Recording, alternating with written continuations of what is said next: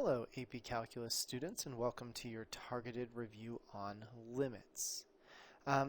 Limits are generally a concept tested on the multiple choice section of the exam. They can come up on free responses, and I'll give you a few examples at the end, but most of the problems that I've given you here are based off of multiple choice questions. So let's get to it. Let's see what you remember about limits. First thing we need to remember is, when does a limit exist, and what does it mean for a function to be continuous versus differentiable? So let's start. Given the function defined from 0 to 7, excluding the endpoints, list all x values where the limit does not exist. Well, for a limit to not exist, we need to approach two different spots. So if we zoom in on the graph and we think about the limit as x approaches 1, right, we approach the same spot, so the limit does exist there. 2 exists, but at 3, notice from the left we approach 2, but from the right we approach negative infinity. So I would say the limit does not exist certainly at 3. Okay, 4 looks good. What about 5? Well, we approach from the same, or from two different sides, but we approach the same spot. Even though there isn't a point there, the limit does exist there. I think the limit exists everywhere else except there, so that was pretty easy. Cool. All right, what about the function being not continuous? Well, there are 3 criteria for continuity, and I'll remind you of all 3 of those. First, the first is that f of a, whatever point you're interested in, has to exist. Okay, so is there any spot on this graph where f of a doesn't exist? Let's see, well, the point exists here. Ooh, that's a spot. So we would say certainly one place where the function's not continuous is at 5. Because f of 5 does not exist. There is no output over here because of the open circle. The second thing that has to happen is the limit as x approaches a of f of x has to exist. And we know a spot where a limit doesn't exist. We know 3 is a spot where the limit does not exist. We saw that earlier. Last but not least, are there any spots where f of a is not equal to the limit? And I don't think that one, I should say f of x, there we go. I don't think that one happens here. All right, moving on. Where's the function not differentiable? Well, something that's not differentiable also is, well, let's see, what's a good way to put it? What is differentiability? Well, differentiability is essentially able to be differentiated. There is a derivative that exists there, or essentially there's a slope there. So is there any place on this graph that doesn't have a slope? Well, certainly right here, because one criteria for differentiability, and I'll do this in a different color, that would probably make more sense, is that first, f of a has to be continuous. Are there any places where f of a isn't continuous? Sure, 3 and 5. So at 3 and at 5, there are no slope. Anywhere else? Well, the other place where something's not differentiable is if it just doesn't have a slope. And the second way we check that is we say, is there a spot where the limit as x approaches a of f prime of x does not exist? Or maybe we should say exists. That's probably a better way to do it. And I think there is one spot here where that happens. Look at the limit of the slopes as we approach from left and right. From the left, -1, down 1 over 1. From the right, +1, up 1 over 1. The limit of the slopes are not equal, therefore this point here has no slope. You might have seen that as a sharp point before, a pointy point, anything like that. So 1, 3, and 5. Are there any places where the function has no slope? That's actually asking exactly the same thing as C, just making sure you know what differentiability is. All right, let's move through. Let f be the function defined below. Which of the following statements are true? Well, let's check the limit as x approaches 1 from each side of f of x. The function that's in charge of 1 from the left side is this one. I always do 3x minus 3. And then from the right side is natural log of 3x minus 2. Notice I didn't just skip straight to plugging 1 in. I always like to show, okay, we're dealing with f of x. What part of f of x? Oh, the natural log. Now we can substitute in our value. 3 times 1 minus 3. Is that equal to the natural log of 3 times 1 minus 2? Do it like that. This is 3 minus 3, which is 0. This is the natural log 3 minus 2, which is 1. We do need to know any log of 1 is 0. So yes, that is true. right, what about our next one? Do the limit of the derivatives exist? So we should probably find the derivative function first. When we find the derivative of a piecewise function, we're finding the slope of each equation, but 3x minus 3, easy slope, that's 3. Natural log of 3x minus 2 is trickier. 1 over 3x minus 2 times the derivative of 3x minus 2, which is an extra 3. And for simplicity, I'm just going to move the 3 to the top. This first one only works for x is less than 1. Second one only works for x is greater than 1. Okay, are those limits equal to each other? Well, the limit as x approaches 1 from the left side of f prime is 3. Is that equal to the limit as x approaches 1 from the right side of 3 divided by 3x minus 2? Substituting in 1 keeps that 3. Substituting in 1, 3 times 1 minus 2, that's 1 again. 3 equals 3. That is true in this case. So, if the limit of the original function and the limit of the derivatives are both true, then is f differentiable? Well, actually, no, we forgot about one thing, right? There's two criteria for differentiability. One is that the limit as x approaches 1 of the derivatives has to exist. In this case, it does. It equals 3. We found that over there. However, the other part is that f of x has to be continuous at x equals 1. We found that the limit exists at x equals 1, but I don't think f is continuous there. Do you see why? What's the value of f of 1? You look up here and say f of 1. Oh no, you can't use 1 in either equation. F of 1 does not exist. And because f of 1 does not exist, f of x is not continuous at x equals 1. Therefore, f is not differentiable. What would this graph look like? Well, it would be something going up. There'd be an open circle and then continuing over. The slopes look the same. Their limit exists. There's just no point there. All right, more limits. If we know that the limit as x approaches a of f of x equals f of a. Here's a. Here's f of a. We're going to put the point a comma f of a. And we also know that the limit as we approach from both sides of a looks something like that. Great. All right, is f continuous at a? Yes. If this is true, f is continuous at a. So, yes.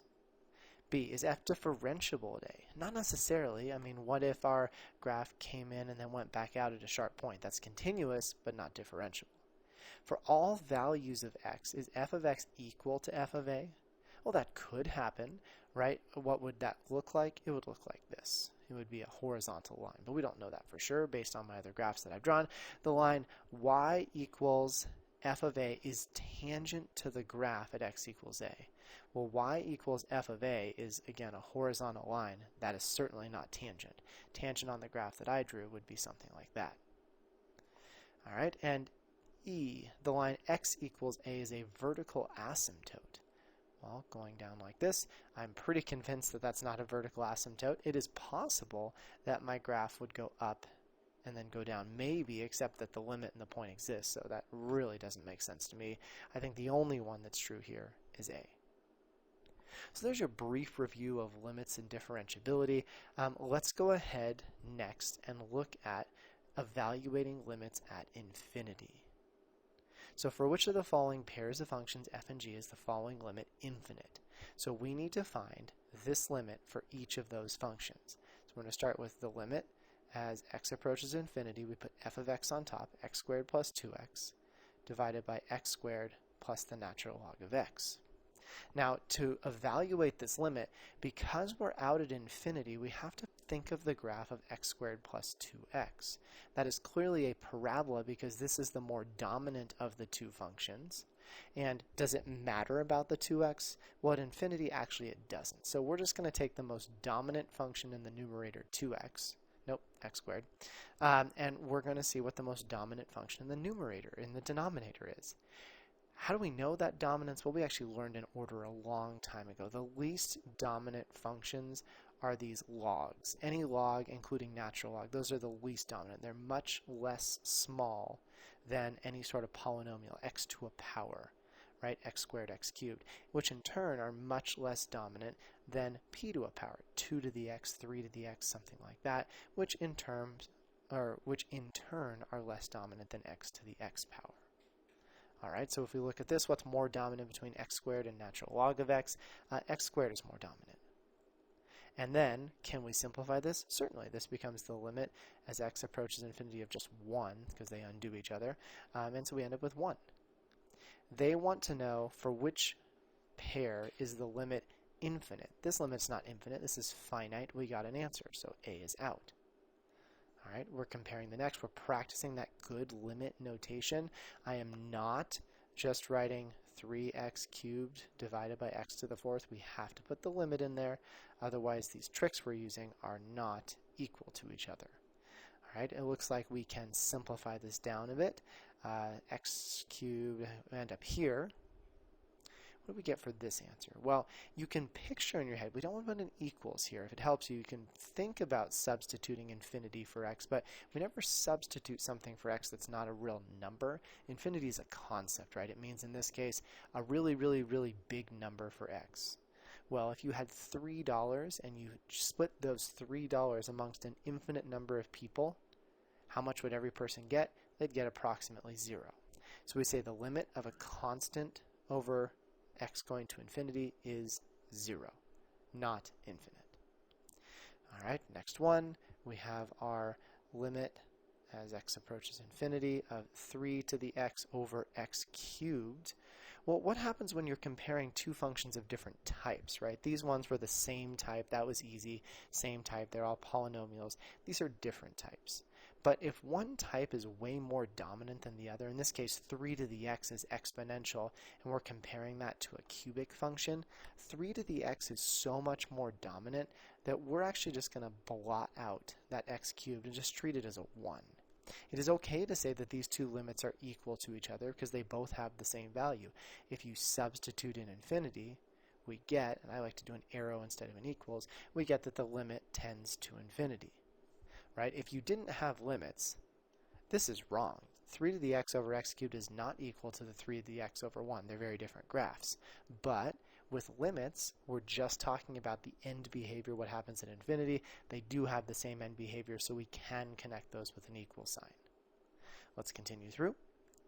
We have the limit, sorry, this one is good.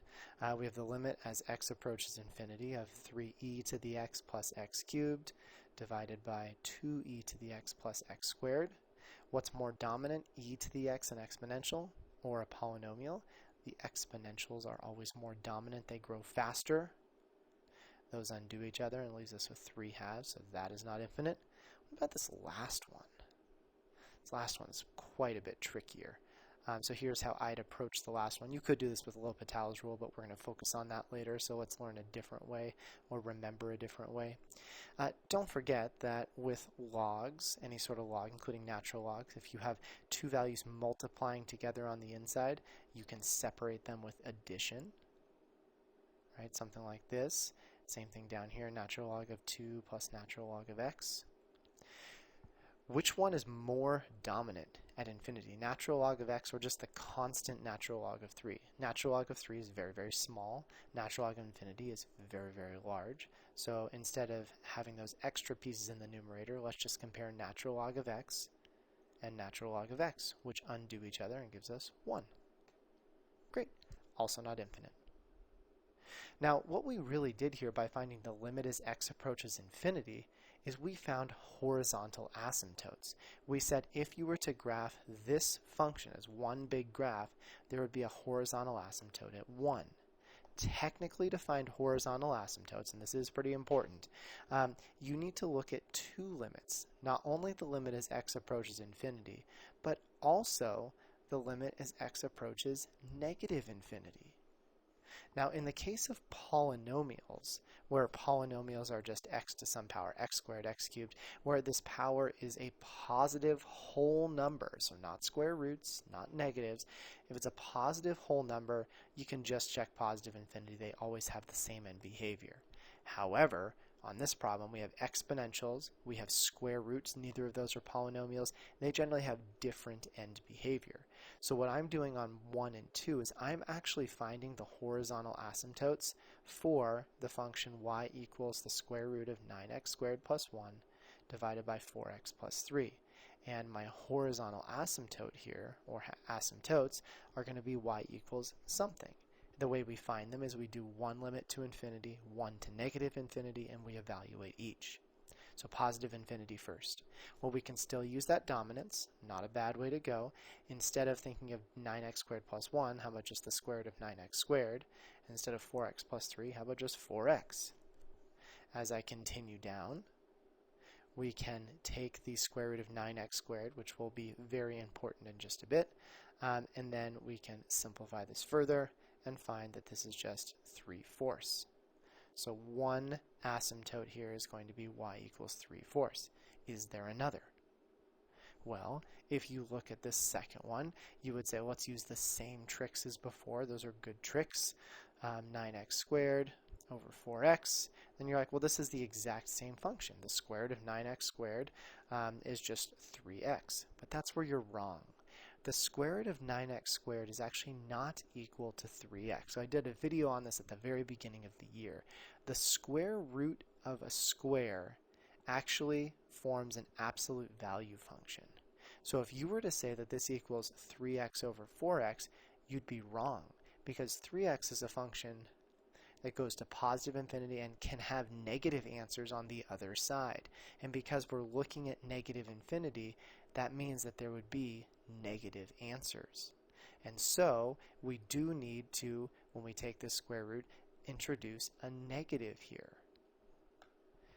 This reduces, and we end up with negative 3/4. And so there are two asymptotes here, where one asymptote is positive and one is negative. All right, let f be that function. Find all horizontal asymptotes. Well, we know how to do this. If we multiply everything out, though, which will be important, let's see, what do we get? 2x squared minus 8 minus 3 is minus 11x plus 12, divided by x squared minus 2x plus 1.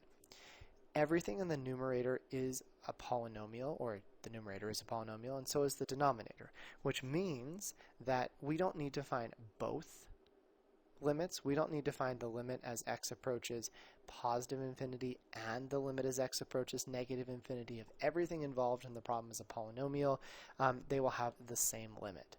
So let's just find the limit of this guy. I find people prefer positive infinity over negative, though many times they have the same answer. Let's think dominance. And it looks like the x squareds cancel out, and we end up with 2. So my only horizontal asymptote is y equals 2. All right, we're going to want to divide our paper into two pieces here. We're going to find first the limit as x approaches positive infinity. 3 to the x plus 2 divided by 3 to the x minus 1. As you go to positive infinity, this is an exponential, right? Grows up. This is also an exponential. And so, as you go to positive infinity, the exponential part of it is the most dominant. So we have the limit as x approaches infinity of 3 to the x divided by 3 to the x, which is 1. Now, if you just said, okay, the horizontal asymptote's y equals 1, I don't need to find another one, you'd be wrong. Our other one is the limit as x approaches negative infinity of 3 to the x plus 2 divided by 3 to the x minus 1. Two ways to think about this. If you compare the graph of 3 to the x versus 2, right, here's the graph of 3 to the x, and here's the graph of 2. Which one is more dominant at negative infinity? Well, if you compare these two, I think 2 is actually more dominant, because it looks like 3 to the x goes to 0, and 2 does not. 2 is more dominant than 3 to the x when you go the other direction. However, one trick I like to use is I like to just substitute in the negative part of the infinity. So 3 to the negative x plus 2 divided by 3 to the negative x minus 1. And then as we simplify down, we can remember our trick with negative exponents as we bring that to the denominator. Right, something like this. And then we think, well, if you substitute, air quotes, in infinity here, 1 divided by something infinitely large, a dollar split among an infinite number of people is 0. And same thing, 0. And we end up with negative 2. Now, if this were a free response, how much work would you have to show? You'd have to show the setup and the answer. You don't have to show anything in between. So if you can look at this and say, oh, I know this is -2, you can just say equals -2. All right, now, the big kahuna, L'Hopital's rule. What does L'Hopital's rule allow us to do? Well, it allows us to find the limit using derivative rules. Now, these limits, in order to use L'Hopital's rule, our limits have to end up in a 0 over 0 case or some sort of infinity over infinity case. Positive, negative, doesn't matter. Be very careful, though. The AP exam is so particular about the type of work that you show for L'Hopital's rule. It's usually a 3-point question on the AP exam, 1 point for explaining why you can use L'Hopital's rule, a 2nd point for correctly finding the derivatives, and a 3rd point for the answer. So let's do it wrong first. You might say, and you probably just want to watch this because I'm going to erase in just a second, you might say, oh, it's a limit. We should always try substituting in the value to a limit first, and you're 100% right. So tangent of 3 minus 3 divided by 3e to the 3 minus 3 minus 3. This is tangent of 0 in the numerator. And this is 3e to the 0 minus 3. Tangent of 0. Oof, that's a tricky one. In order to do tangent of 0, I would prefer sine of 0 divided by cosine of 0. We should have these memorized. This is 0 over 1. That's 0. The denominator, e to the 0 is 1. 3 times 1 is 3. 3 minus 3 is 0. All right.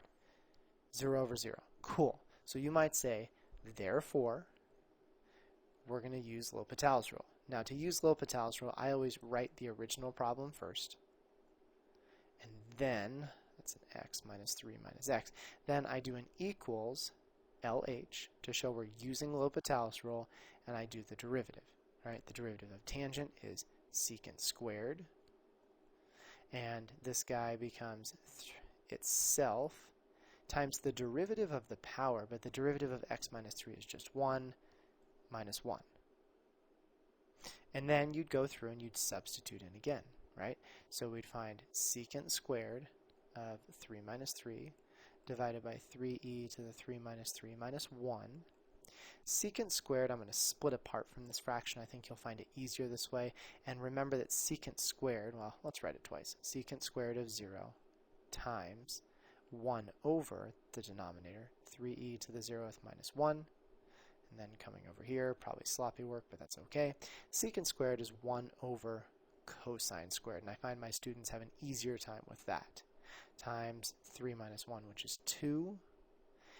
Cosine of 0 is 1. 1 squared is 1, so I'm getting 1 times 1/2, which is 1/2. Now, I did say I was going to do this wrong, so where did I go wrong?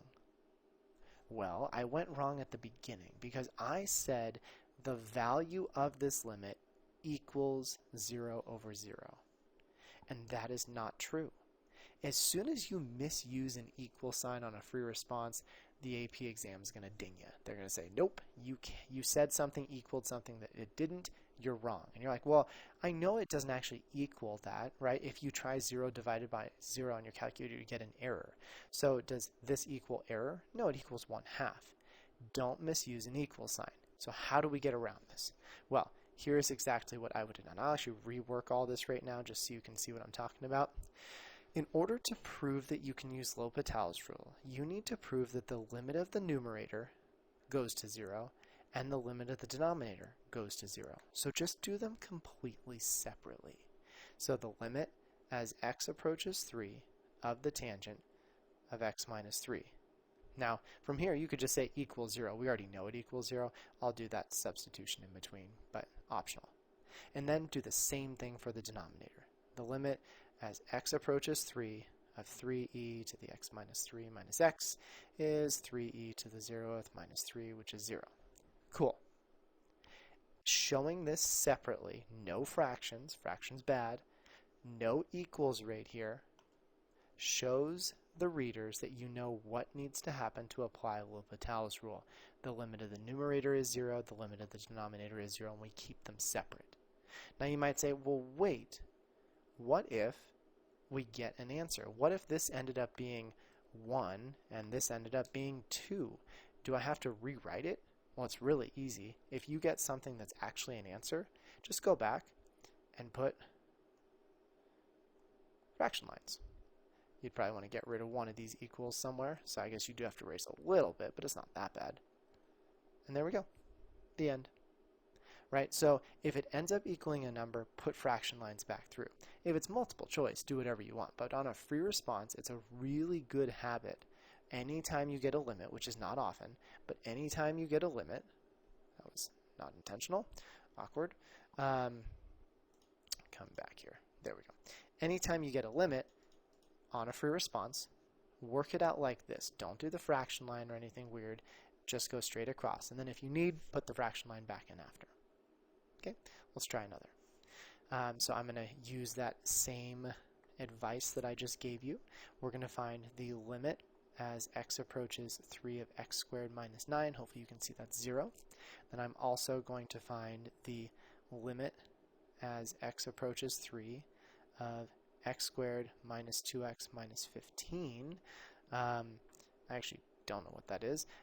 9 minus 6 is 3. And then 3 minus 15 is negative 12. Huh!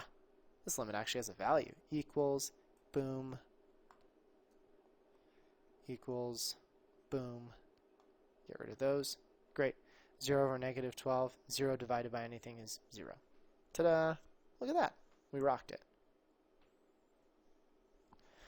All right. Let's go ahead and move on to C, or part 3. The third derivative of the function is continuous on the interval blah, blah, blah. Okay, values for f and its first 3 derivatives are given in a table below. What's the value of the limit below? Now, there's a little bit to do here, and it's a little obnoxious, but we'll make it work. First thing we're going to do, though, is the same thing we did up above. We'll find the limit as x approaches 2 of f of x, and you're going to be tempted to say that's f of 2, and we know that f of 2 is 0. Cool. And then down below, you'll say the limit as x approaches 2 of x minus 2 squared clearly equals 0. You would get dinged a point on this. At least they did in the last year. A lot of students lost points. And the reason why is because you said that the limit of this function is equal to the value at that point. Essentially, you don't need to draw this, but if this is 2, so we got 2 and 0 up here, so we know that f of 2 is 0. But what if the function, green's a bad color for that, what if the function looked like that? Then the limit as x approaches 2, let's call it 3, might equal 3. So why did you go through and say that the limit as x approaches 2 of the function equaled the point at the function? How come that had to happen? It does have to happen here. And the reason is because they told you that the third derivative of the function is continuous. If the third derivative is continuous, then every derivative above that is continuous as well. But how does that help us? Well, one aspect of continuity, the definition of continuity, tells us if you find the limit as x approaches something of f of x, it equals the value at that point. And they would want you to state this. So this is where things get a little obnoxious, and I apologize. There'd normally be more room here. So I'd say something like as f prime, f double prime, and f triple prime are continuous, then the limit as x approaches a of f of x equals f of a for f prime, f double prime, and f triple prime. That tells us then if we're substituting a value into an unknown function, we can just find the value of the function at that point. We don't need to do that for the green function because this is a function. We can see, and the AP exam expects you to know that this is a parabola. A parabola is continuous. You're allowed to plug that into a parabola. No problem. They expect that of you. So what's next? So we're not done. Well, we have, you can put therefore if you want, we have the limit using L'Hopital's rule. You do have to write the limit. Okay, nothing too terrible. We have to take the derivative. And we have to take the derivative down here. 2x minus 2 to the first times the derivative of the inside, which is just 1. Phew! Alright, then same thing as before. Keeping it separate, the limit as x approaches 2 of f prime of x, we already established we're allowed to find f prime of 2, which is 0.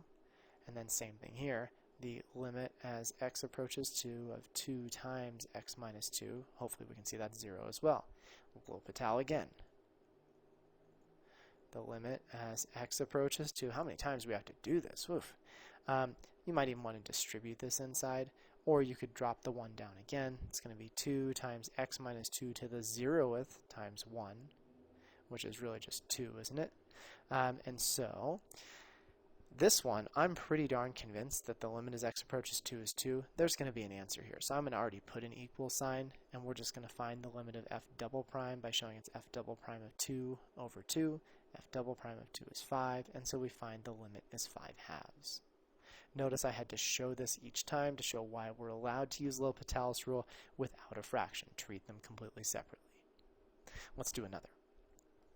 The limit, oh, there's an integral in there as well. Exciting. The limit as x approaches 1 of that integral over x squared minus 1. Okay, well, we're going to go through, and I'm a little tempted to say that since this is in the L'Hopital section, we should probably treat these separately from each other, right? So we're going to find the limit as x approaches 1 of the integral from 1 to x of e to the t squared dt. Substitute in 1, so it's the integral of 1 to 1 e to the t squared dt. Integral of something to itself is always 0. What about the second part? The limit as x approaches 1 of x squared minus 1. Bet we can see that's 0. Great. We're on track so far. Let's use L'Hopital's rule. Okay, the limit, we always have to write the limit. Forget to write the limit, you'll lose the points. We need to do the derivative of each of these. The derivative of the denominator is easy, that's 2x. What about the derivative of an integral? If we said d dx, what happens? Do you remember? Well, don't they cancel and the x gets substituted in? E to the x squared times the derivative of x, which is just 1. Alright, I'm pretty confident that if you substitute 1 in here, you're not getting 0 anymore. So let's just use equals. The limit as x, oh, nope, we're substituting, I don't even need the limit. E to the 1 squared over 2 times 1, that's e over 2. Ta-da! Okay, last part, definition of the derivative. You need to know 2 definitions of the derivative by heart. I'll write them up here really quickly. You need to know that the limit as h approaches 0 of f of x minus h,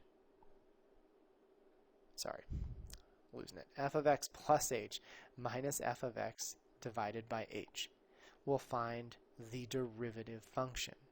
You also need to know that the limit as x approaches a of f of x minus f of a divided by x minus a, we'll find the derivative evaluated at a. Now notice if instead of using x here, they used a or a number like 7, then it would actually find the value at 7 instead of finding an equation. So we should take a peek at this and decide which one it matches. I see as x approaches something, there's no h there, so it's got to be this guy. F of x, let's determine that first. Here is f of x. Let's also determine a. Okay, that's e, isn't it? And so, what is this limit actually finding? It's finding f, and I'll leave a little space down here. It's finding f prime of e. F prime, though, is an equation. How do we find f prime? Let's start by finding f prime of x. To do that, we take the derivative of f of x, and the derivative of f of x, 20x to the 19 minus 3. So to find f prime of e, it becomes 20e to the 19th minus 3, and that's it. Don't think we can simplify. We're done. All right, problem 2, a little bit trickier here. You'll notice it has that h approaches 0, but this x has a negative, which I don't like. So let's be clever and let's turn it into a positive. The limit as h approaches 0 of e to the negative x plus h minus e to the negative x all over h. Maybe we should do this. There we go. Does that help? I think so. Let's identify the function first. my function is f of x, the thing that's being subtracted. Our function, and I'll write this in purple, is e to the negative x, but parentheses are not. What is this finding? This is going to find us f prime of x. But now that we know what f of x is, pretty sure we can find f prime. It's e to the negative x times the derivative of the power, negative 1. We're simplifying, negative e to the negative x. 2 to go. The limit as h approaches 0 of the sine function. That's h approaches 0. Now you'll notice, unlike before where I said let's find f of x, this is not f of x. That is a specific value. So what are they finding here?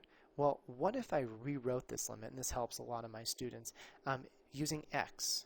So sine of x plus h minus sine of x divided by h. Well, then could we see that the function is f of x equals sine of x? So what does this pi over 3 mean? Well, what that's telling us is that they're actually looking for f prime, still a derivative, evaluated at pi over 3. Because they replaced x with pi over 3, that means the derivative is being evaluated at pi over 3. But wait, we don't have the derivative. Oh, well, we can find the derivative. The derivative of sine is cosine. And so to find f prime of pi over 3, it's cosine of pi over 3. Its cosine is 60. Maybe I have to sketch a triangle really quickly. So this is going to be x. That's 2x. That's got to be 1/2. There we go. Last one. The limit as x approaches 0.5 of all this fun stuff. Well, it's x approaches something, so let's find f of x first. And I think f of x has got to be this guy right here. Because x is approaching a specific value, then that tells us at the end we're looking for f prime of 0.5. Why f prime? Because this is a definition of a derivative. And so we need to find f prime of x first. I wrote sine of x. That's awkward. I meant to write inverse sine or arc sine of x. There we go. We need to know the derivative of arc sine. 1 over the square root of 1 minus x squared. And then when we substitute in 1 over the square root of 1 minus 0.5 squared, and if it's a free response, you can stop right there. If it's not a free response, you can clean it up a little bit.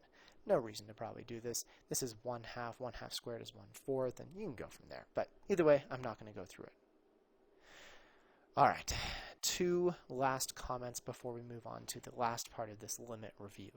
First, not all limits find derivatives. Only these 2 limits on the AP exam find a derivative, right? This we see, oh, that's a derivative, we can do something different. However, if we were to get a limit like this one up here, that is not finding the derivative. The derivative of this would be horrendous. You'd have to go through and you'd have to use the quotient rule and it'd be just awful, right? This isn't finding a derivative. This is using limits to find a property of a function. The only time you're going to involve derivatives with limits is either if you see L'Hopital's rule, right? You find a 0 over 0 or infinity over infinity case, or if you recognize, oh, that is the definition of the derivative, I know it means find the derivative. Last but not least, L'Hopital's rule actually works here too. I would suggest you stick with the definition of the derivative. I think it's faster. But you might realize that every definition of the derivative question can be solved using L'Hopital's rule. For example, if I replaced the x's with e here, can you see it'd be e to the 20th minus e to the 20th and 3e plus 3e and then e minus e? You'd get 0 over 0. You could apply L'Hopital's rule here. Okay, how do you apply L'Hopital's rule? Well, you'd first have to show that you can use it, which is obnoxious. And then you take the derivative of everything with respect to x. You do d dx of everything in the numerator, d dx of everything in the denominator. So we'd get the limit as x approaches e. The derivative of x to the 20th is 20x to the 19th minus 3. These are just values. E to the 20th and 3e, those both go to 0 when you take the derivative. And then the denominator, derivative of x is 1 and e is 0. Then we try again. You substitute in e, you get 20e to the 19th minus 3. This will work every time. When you use this one with h, you'd have to do ddh of everything. It'll get you there. But I think the definition of the derivative is faster, and that's more in the spirit of the problem, so I would suggest that. Okay, last one. What is the definition of an integral? How did your teacher show you how integrals were created? So we have these scary looking limits down below and sigma notation, and we have to see which one matches the integral. Well, in order to do that, we can see, hopefully visually, that it always involves the limit as x approaches infinity of the summation from k equals 1 to n. So let's build off of that. Here we go. The limit as x approaches infinity of the summation from k equals 1 to n of what? Well, the definition of an integral takes these two pieces here, the function and the dx, and gives them an actual value, where it's going to be, do we remember what x squared and dx are? Dx is the width on the x-axis, that's like the width of our base. And then x squared is going to give us an output when we substitute an x, that's like our height.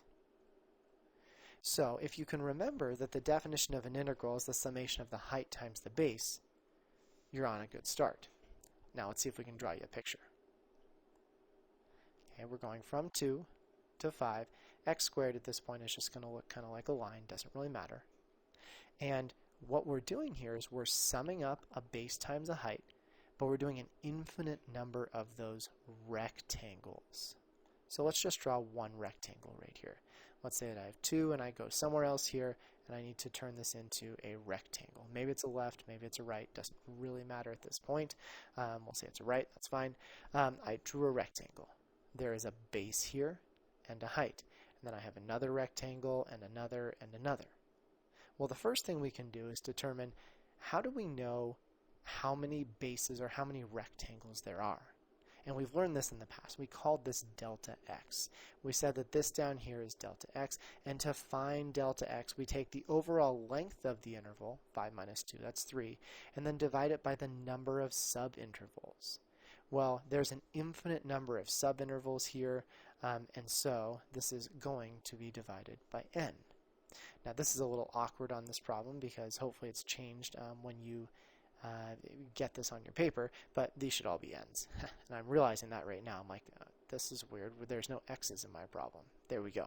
The reason I knew that had to be n is n needs to go to infinity to show that there's an infinite number of subintervals. And so we're summing up an infinite number of subintervals. Cool. So we know delta x, which is also the base, which means we can rewrite this and we can at least substitute in for the base, and I'll leave it blank here. The base, if you simplify that down, is 3 over n, and so we can at least eliminate a and c. Sweet. B and d, which one is it? Well, let's think about how we find different heights. To find a height, we need to move to an x value, like 2 or this x value or this one, and we need to substitute that x value into our function, right? If this is, let's say, I don't know, 2.4, if you want the height, it's going to be f of 2.4.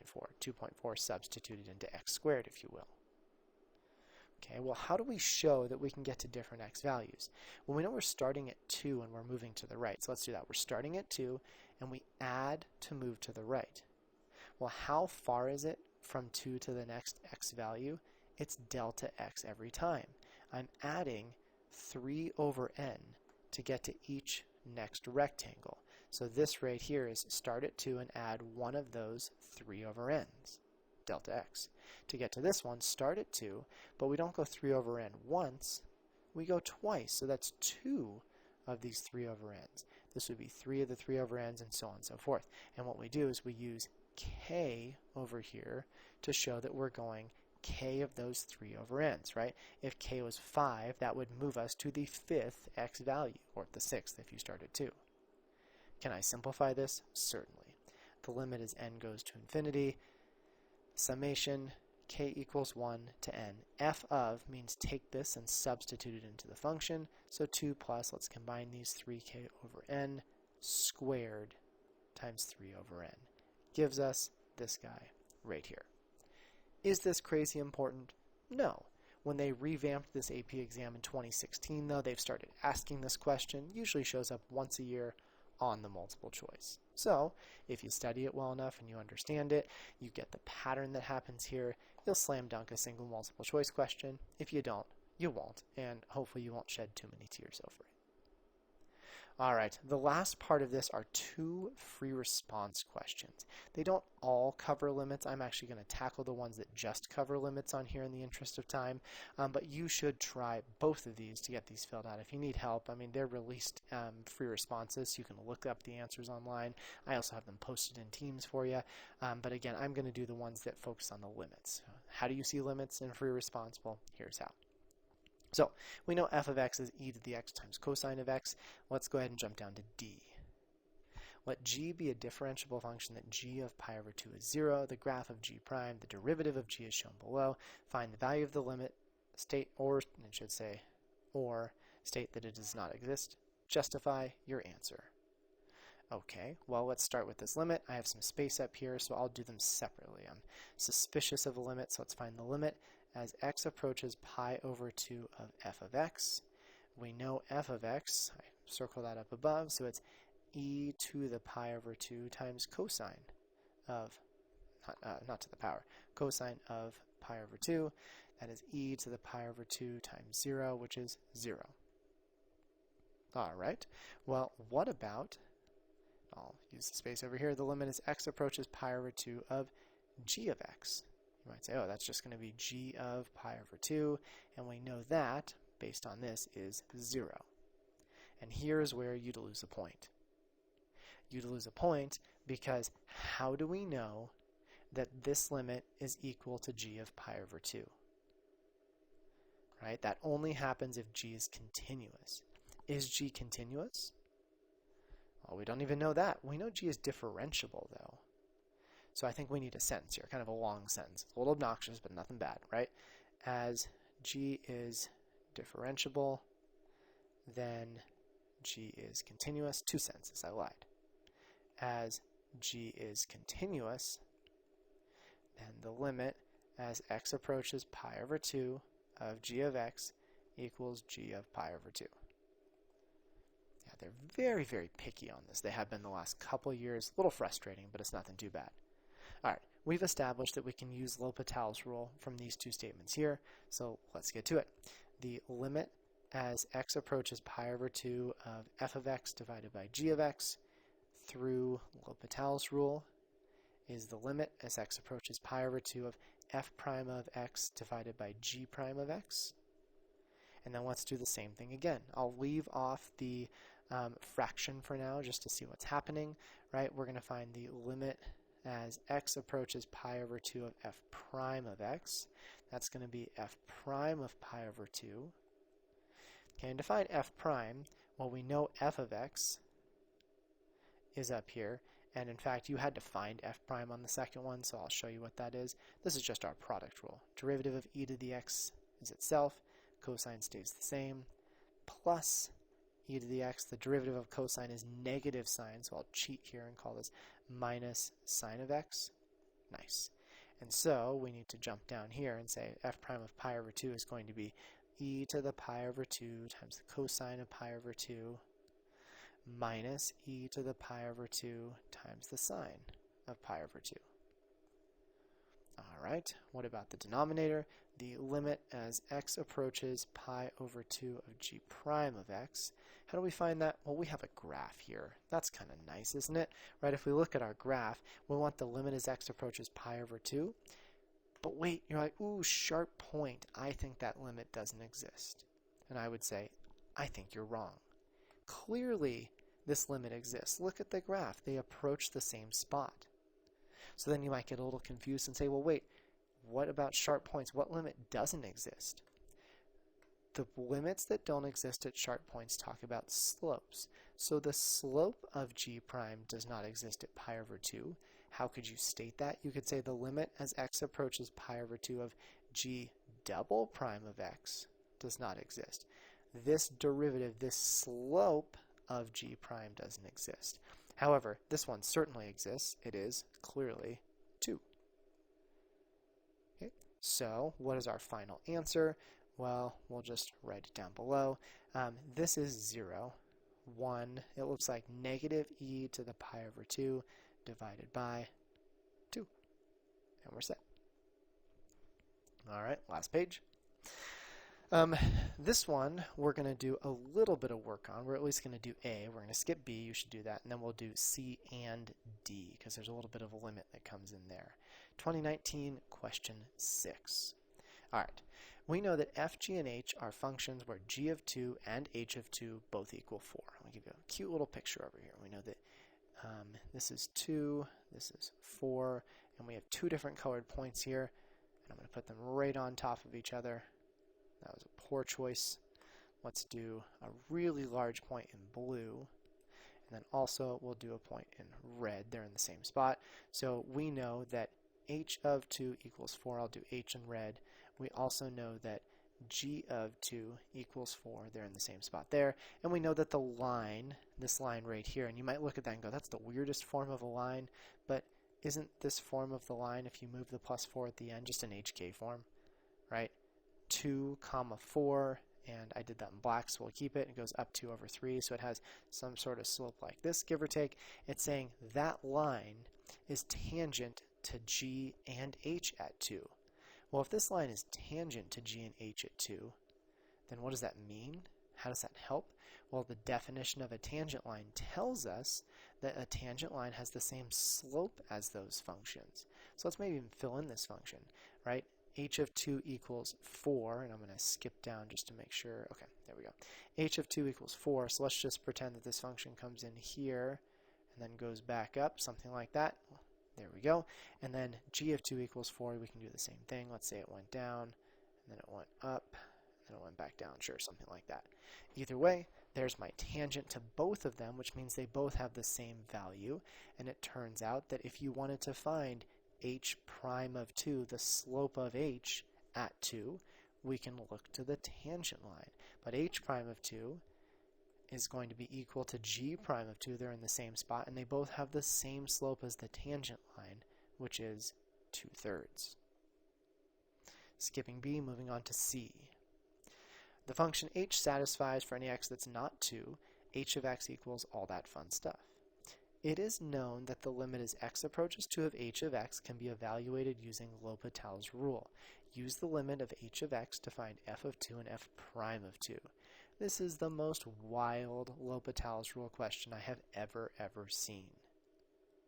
So let's begin. If we know that this can be evaluated using L'Hopital's rule at 2, let's just look at what happens if we write the limit as x approaches 2 of this function. Right, just by inspection, just by looking at this, what do you notice about 2? Well, hopefully you notice if you substitute 2 into the numerator, you get 0. But because we're allowed to use L'Hopital's rule, because the numerator becomes 0, what does the denominator have to become? Oh yeah, 0. L'Hopital's rule only works for a 0 over 0 case. So because of that, I'm going to take this guy, and we're going to say we know when we replace x with 2, the final answer for the denominator has to be 0. Okay, well, can we isolate f of 2? I'm going to add it to the right side. So it's f of 2 cubed. And then cube root on each side, right? Cube root of 1 is 1. Look, we just found f of 2. f of 2 is 1. Clever, clever, clever. Now, we do need to find f prime of 2. And I think the only way f prime gets introduced is if we have a derivative here, right? The derivative should cause an f prime to pop out. And so I think we're actually going to use L'Hopital's rule. So how do we use L'Hopital's rule? Well, we do this. We find the limit as x approaches 2 of h of x. And by the way, we know this answer, I think, right? We know what h of 2 is, don't we? right? We know that h is twice differentiable, which means that h is continuous, which means that the limit as x approaches 2 of h of x equals h of 2. And I know h of 2 is 4. And that is super important. This answer to the limit is the same as h of 2. And I should have given myself way more room, so we're going to do this. Equals h of 2. And I know that h of 2 is 4 because they gave us that in the problem. How do I evaluate this? Well, it's the limit as x approaches 2 of x squared minus 4 divided by 1 minus f of x cubed. And we know we're allowed to use L'Hopital's rule, so let's use L'Hopital's rule. L'Hopital's rule, 2x divided by derivative time, 0 minus 3 comes down, f of x stays the same, squared times the derivative of the inside, which is f prime of x. And I still know that all of this equals 4. Oh yeah, let's do that. There we go. We can get a little extra room here. This is h prime of 2. This is 4. These are getting erased. Excellent. Okay, now let's substitute in 2. So we get 2 times 2 divided by negative 3 times f of 2 squared times f prime of 2, and we know all of that equals 4. Block this off. Okay, so we have 4 divided by negative 3 times f of 2. Oh, we found f of 2. F of 2 is 1. So negative 3 times 1 squared times f prime of 2 equals 4.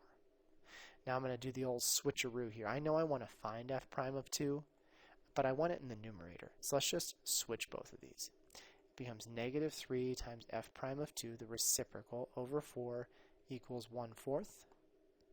If you multiply the 4 over, we get 1. Divide off the negative 3, and we get negative 1/3. All right.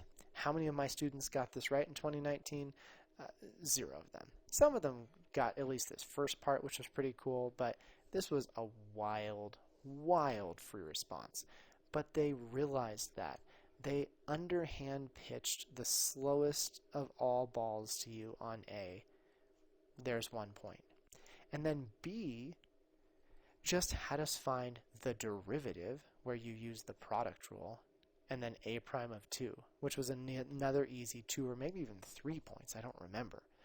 So you're either getting 3 or 4 total points between these two, which is all you need to pass the AP exam. So yeah, C, and then as we'll see in a second, D, were really tough.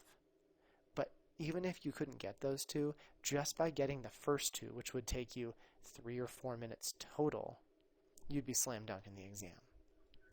All right, let's go ahead and tackle part D, and then we should be good. It is known that g of x is less than or equal to h of x for 1 to 3. Actually, my picture works out here too. I may have done that on purpose. You'll notice that h of x is above, so from here to here, this little piece in the middle, h of x is above g of x, right? Any point that you pick on h of x, let's pick this one, is above the corresponding point of g of x. Cool. Let k be a function satisfying g of x less than k of x less than h of x for 1 to 3. Is k continuous? Okay, well, the first thing is we're just going to do the definition of continuity. So the first step is, does k of 2 exist? Well, I'd argue yes, because g of 2 has to be less than or equal to k of 2, which has to be less than or equal to h of 2 by our definition up here. And we know that g of 2 is 4, and we know that h of 2 is 4. And so if k of 2 has to be in between those two, but they're the same number, doesn't that mean that k of 2 equals 4? Cool. So k of 2 exists. Second, does the limit as x approaches 2 of k of x exist? This one is trickier. But we know the limit as x approaches 2 of g of x is equal to the limit as x approaches 2 of h of x. How do I know that? Well, we saw that earlier, right? The point is in the same spot, and g and h are both continuous because they're differentiable, and so because this point is in the same spot, clearly the limits are equal to each other as well, right? The limit of h and the limit of g are equal. That is super important because the squeeze theorem, and actually I should probably say that their limit is 4. So the squeeze theorem, the least used theorem in AP Calculus AB, the limit as x approaches 2 of k of x equals 4. Why? Well, if a function is in between two other functions, but those two other functions have the same limit, then that function that's in between must also have the same limit. Finishing this off, does the limit as x approaches 2 of k of x equal k of 2? Yeah, they both equal 4. We saw that on 1 and 2. Don't stop here. I see a lot of students go through those 3 criteria and say, cool, I did it. But you didn't answer the question. You wrote down 3 things you were looking for, but the question said, is k continuous at x equals 2? And nowhere on here did you answer that question. So therefore, k of x is continuous at x equals 2. The y is all the work up here, but the conclusion must be stated. So hopefully you got some good review on limits. Let me know if I missed anything, got anything wrong, you have any further questions. I always appreciate you hanging out with me, and I'm excited to have you back next class.